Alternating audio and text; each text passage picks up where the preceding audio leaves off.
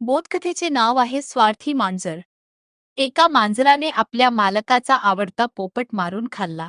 तेव्हा मालकाने ते मांजर दिसले तर मारून टाकीन असे रागाने म्हटले. ते ऐकताच मांजर इतके घाबरले की ह्या प्रसंगातून देवाने आपल्याला वाचविले तर पुढे आपण कोणताही पक्षी कधीही मारून खाणार नाही अशी प्रतिज्ञा केली.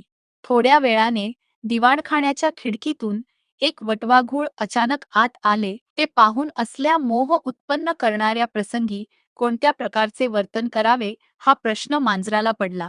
एकीकडे भूक व दुसरीकडे प्रतिज्ञाभंग होण्याची भीती, अशा पेचात ते सापडले असता काही वेळाने आपली भूक भागविण्याची एक युक्ती त्याला आढळून आली.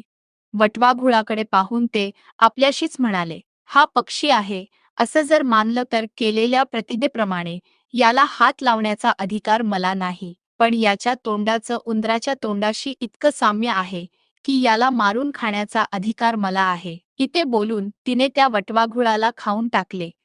तात्पर्य: स्वार्थ साधण्याची वेळ आली असता लबाड लोक आपली प्रतिज्ञा युक्तीने गुंडाळून ठेवतात.